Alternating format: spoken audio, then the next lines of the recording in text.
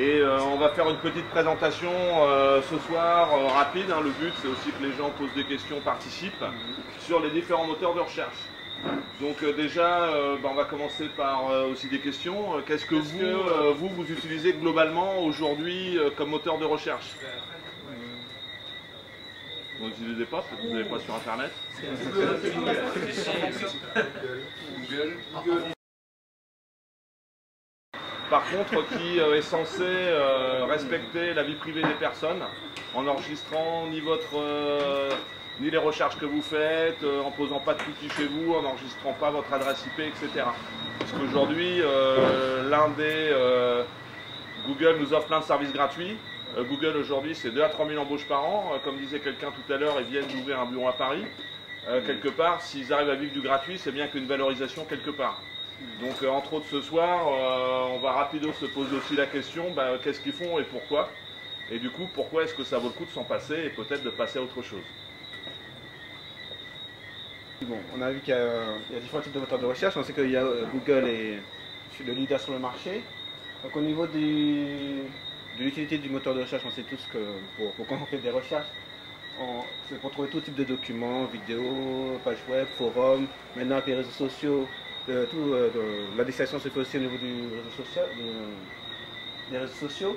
Et donc l'enjeu qui se passe actuellement avec Google, c'est surtout toutes ces usages sont maintenant profilés en fait.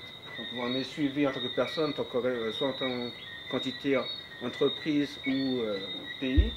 Donc il y a des gens qui s'intéressent à comment en fait ne pas avoir ces données publiées en fait, ne pas avoir quand même sa vie privée respectée sur ces recherches, quand on fait ces recherches sur Google. Typiquement, pour tous ceux dans la salle qui sont admin 6, vous allez sur un réseau, il suffit de regarder quelles sont les recherches qui sont faites, les requêtes qui sont envoyées à Google, pour savoir qui fait quoi ou qui ne fait pas quoi dans la boîte. Donc au-delà de Google, même aux échelons intermédiaires, des gens qui utilisent le réseau, c'est déjà un bon moyen de voir ce qui se passe. Et évidemment, Google, côté multinational, c'est plus facile. Typiquement, tout le monde a remarqué qu'aujourd'hui, si on va sur google.com, notre adresse IP est géolocalisée et on est renvoyé sur google.gp. Et si vous faites des requêtes, la même requête sur Google GP, com, fr, vous n'avez pas les mêmes résultats. Et Laurent peut témoigner, on bosse ensemble dans le même bureau. Il y a une époque, on avait la même configuration de machine. Sauf que on a tous les deux un compte Gmail, on ne fait pas forcément les mêmes recherches. Et on s'était rendu compte qu'en tapant au même instant T la même requête dans Google, on n'avait pas les mêmes résultats. Donc quelque part, on peut percevoir ça comme un gain de qualité, au sens où, on vous donne quelque chose qui correspond plus à vos envies associées à cela, mais on peut également percevoir ça comme une orientation, manipulation, influence, pour avoir quelque chose qui effectivement correspond plus à nos attentes, que ce soit pour, entre guillemets, des manipulations d'idées ou des visées commerciales. Il n'y a pas que l'adresse IP, maintenant ils sont capables de profiler une personne simplement par rapport aux paramètres du profil utilisateur de votre navigateur aussi. Ça, j'ai vu ça dernièrement. Donc l'histoire de oui, je cache mon adresse IP et autres. Si votre profil de navigateur est on sait un peu déterminé, tel plugin, telle chose, tel site. Donc là, statistiques au niveau mondial, on voit que Google, ça date de 2010, mais bon, ils sont majoritaires partout, à part la Russie et la Chine. Non, en Chine, ils ne se sont pas fait virer. En Chine, ils ont accepté de faire de la censure, ou au sens. Mais bon, la France a fait pareil. Aujourd'hui, a demandé. Moi, j'étais il y a 2 ans quand il y a eu Adopi à l'Assemblée nationale. Et il y a des députés qui ont proposé tout à fait sérieusement. À l'époque, j'ai rigolé, mais en fait, c'était moi le blaireau. Ils avaient raison de le proposer, de réussir à faire une censure. Et typiquement, je dirais qu'on va même peut-être vers une orientation pire par certains aspects que. Faut dire, c'est des choses qui sont très récentes. Nos politiques sont manipulés par pas mal de lobbies qui les encadrent, qui disent pas mal de choses. Et typiquement, en Chine, il y a ce qu'on appelle des blacklists, des listes noires, c'est-à-dire des sites interdits. Pendant un moment, il a été question en France de faire des whitelists, c'est-à-dire des sites autorisés. Donc si tu es dans le site autorisé, c'est cool, sinon tu n'apparais pas sur Internet. Donc que ce soit pour des gens qui veulent diffuser des contenus, des entreprises, de la presse ou quoi que ce soit, des artistes, ou pour des utilisateurs finaux, finalement ça veut donc dire que à l'utilisation de ce moteur de recherche, on ne verra que ce qu'on nous laisse voir. donc là, pour soutenir le développement en fait, du logiciel, donc ils ont fondé une entreprise pour soutenir le logiciel et garantir sa liberté d'utilisation. Et qu'il y a les développeurs qui ont fait ça, a priori, devraient pouvoir en vivre, je l'espère, fournir des services intéressants, innovants à des entreprises, collectivités et autres, et réussir à en vivre, créer de l'emploi, etc. Donc dans les choses quand même qui montrent bien l'intérêt, ils ont quand même eu une distinction en 2011, alors que c'est un projet qui a déjà quelques années quand même, par rapport à tout l'aspect innovant que ça représente, aussi bien d'un point de vue technique, économique, citoyen, etc. Donc, est-ce que c'est un point faible disponible que sur Linux pour le moment? Voilà. Et donc, comme on disait au niveau du peer-to-peer, il y a ce problème de rapidité. Bon, on a vu que sur le serveur d'Olivier, je ne sais pas si vous avez trouvé ça très lent, mais bon. C'est vrai que j'ai pas non plus énormément, bon c'est un petit serveur, mais j'ai pas non plus énormément de sources cheloues, je l'utilise pas mal ou quoi que ce soit, donc du coup il y a quand même déjà une base assez présente. Mais Notch, qu'on a très rapidement cité, eux ont choisi de ne pas utiliser le peer-to-peer, ni pour crawler, ni pour indexer, ni pour quoi que ce soit. Donc c'est pour ça qu'on les avait rapprochés plutôt de HTDig ou MnogoSearch pour se passer de cet aspect. Sachant qu'il y a aussi autre chose, c'est que donc j'ai installé un système de stats, donc je vous invite à l'utiliser, mon site, il n'y a aucun problème. Mais aujourd'hui, il n'y a pas 36 000 utilisateurs, et sachant que dans les possibilités qui sont données, on peut aussi restreindre à une plage adresse IP, ou justement quand on va être proxifié, l'avoir sur un autre serveur ou quoi que ce soit. Pour l'instant, je le laisse en full open pour tout le monde, déjà pour voir comment ça marche, au bout de combien de temps il tombe, ou quoi que ce soit. Mais à partir du moment où il sera beaucoup utilisé, comme j'ai une bande passante limitée, je l'annonce tout de suite, pouf, je restreindrai les utilisateurs.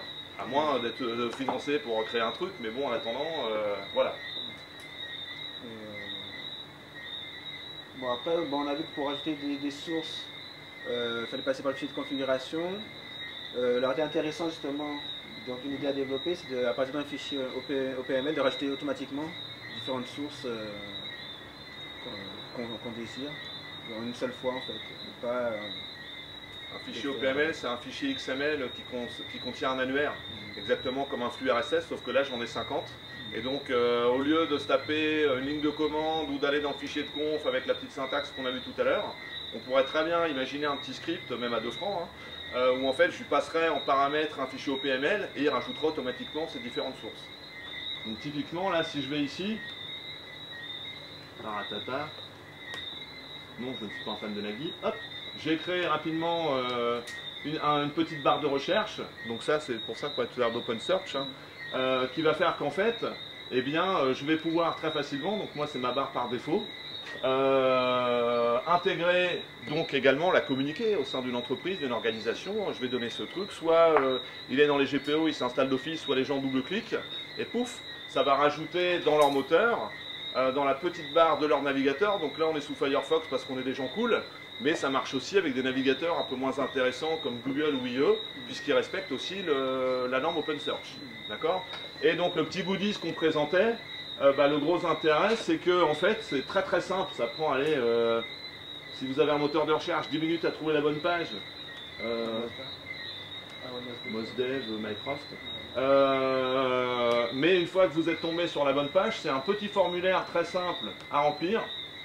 Alors déjà, tiens, un petit ajout grâce à nos tests, c'est que quand vous allez dans les pays, aujourd'hui, donc dans la norme OpenSearch, je suis une mythos.